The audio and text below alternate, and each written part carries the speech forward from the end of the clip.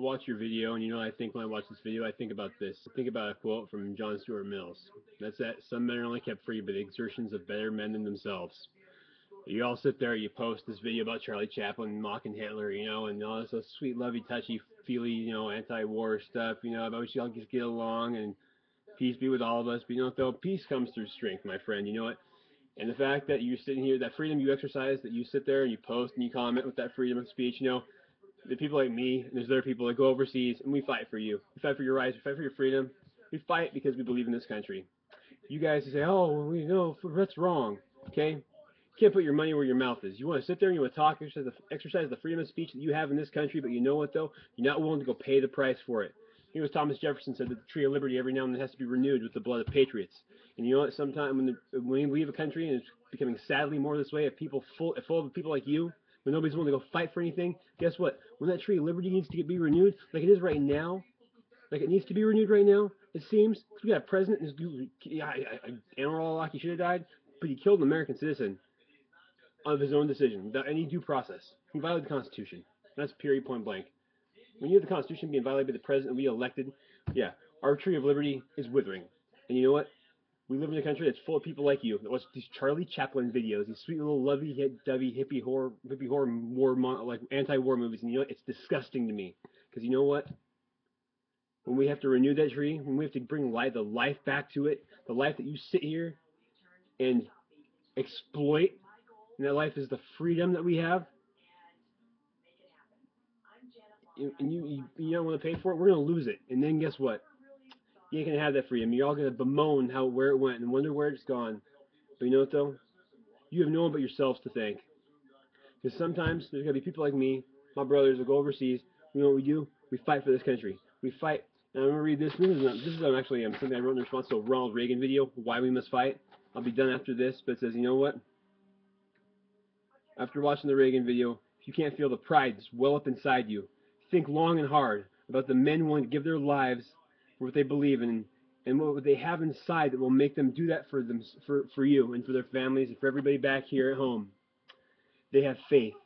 Faith in God, faith in their founding fathers, faith in the principles that gave birth to this great nation. Principles that were rooted and defined by their faith in God. Those boys often thrust into manhood on the field of battle have faith in each other. And as we say in the military, where the metal hits the meat, my friend, where the bullets hit the flesh, basically, where the grinder is entered and you are there in the midst. They know they are never alone because the man next to him is his brother. And they fight for each other. They fight for you. They fight for us, for this country, and for the rights that you exploit, spewing that shit on the internet. Let me tell you something. You know why they do it? They do it because they believe that their sacrifice is worth it. That this country is worth it. And that freedom is worth dying for. And when a man walks out in the battlefield and his reasons are that pure, when he is fighting for an ideal and his thought of self is so small because he's going out there not for him, because he could go home and live, or never signed up, but he goes out there anyway. The world sees that soldier. No, they don't see a single solitary soldier. They see a nation. They see a nation and the spirit of freedom and how it empowers us and it empowers our soldiers for each other, for this country to walk through hails of bullets and walls of fire so that they can give you the right to sit there and put your anti-war Charlie Chaplin videos on YouTube without realizing what you have and where it came from and what it took to get that for you in the first place. Because if you understood where it came from, you would see how repugnant the point of view that you spout is. You would see how self-delusioned you are to think that this world can exist in peace. No, the world is an evil place and people make evil decisions. We have to strive to do good. And evil men must always be fought back by good men. And they must always be put down and freedom freedom must rise up. I'm trying to think of the good words in my vocabulary. Sorry, I lost that. I usually have great verbiage. But either way, that is the way of the world. It's the beginning of time. There's always been a struggle between good and evil. It's why humans love Star Wars. It's why we love, you know, all that stuff, and the Lord of the Rings stuff. It's why we love, all the big epic movies, there are all these big series, because it's a struggle between good and evil. It's that essence of right and wrong, and how right must fight to be supreme to the evil of this world that is so easy for us all to give into.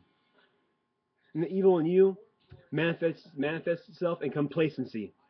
That's where it manifests itself. You are comfortable and you have all these things and you don't understand or appreciate where they came from, and so because you don't understand or appreciate it, you use it, exploit it, and in the process of doing so, you destroy the very foundation those rights are built on that you now sit there and use. Get correct. Read our founding fathers. Read the things that they wrote. Things like, I'm going to stop and finish with this. This is from MLK Jr., Martin Luther King.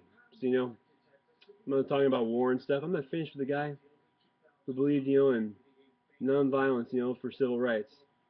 See, nonviolence for civil rights is different, It is not, it's an evil that can be overcome that way, because to overcome that kind of evil requires you to just be nice, just show that you are of good heart and you overcome it. But some people don't care about that. MLK was in America, and we had these beliefs that said freedom, and he used that because he could. But sometimes there's not this founding document that the other side, that both sides have behind them, like we did in America with civil rights. And and we go and we don't realize that some people don't, because they don't have the other side, because they don't have that. We have to fight them. We have to put that evil down, because it will overcome our freedom and take us into the abyss. But MLK said this. This is about people like you being lost, straying from God and the founding principles that we have at our core. Separation of church and state. No. We shouldn't push our religion on kids in school. At the same time, though, it's not freedom from religion. It's freedom of religion in the Constitution. Remember that. MLK said, and it seems that I can hear God say to America, you are too arrogant. And if you don't change your ways, I will rise up and break the backbone of your power and place it in the hands of a nation that doesn't even know my name. Be still and know that I am God. Be still and know that I am God. Right now our country is so close to breaking.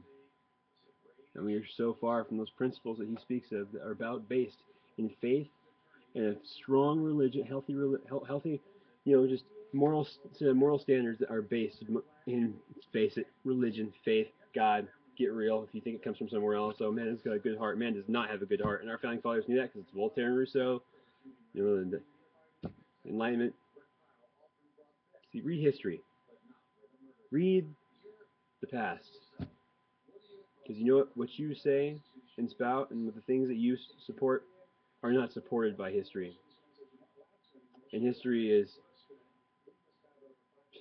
filled with stories of people that believed in peace, they could win with just words. Somebody who came at them with a sword, a gun.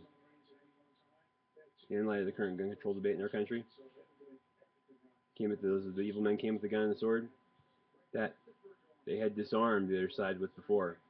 Remember, Hitler loved gun control. The British took the swords away from the Scots before they pressed them. Take the weapon of the enemy. Do it in the name, and use his emotions, and do it in the name of good. Because then when you come in the name of evil, the good man can do nothing. You gotta fight for what you believe in, my friend. If you don't deserve to have the freedom that you have. You're not worthy of it.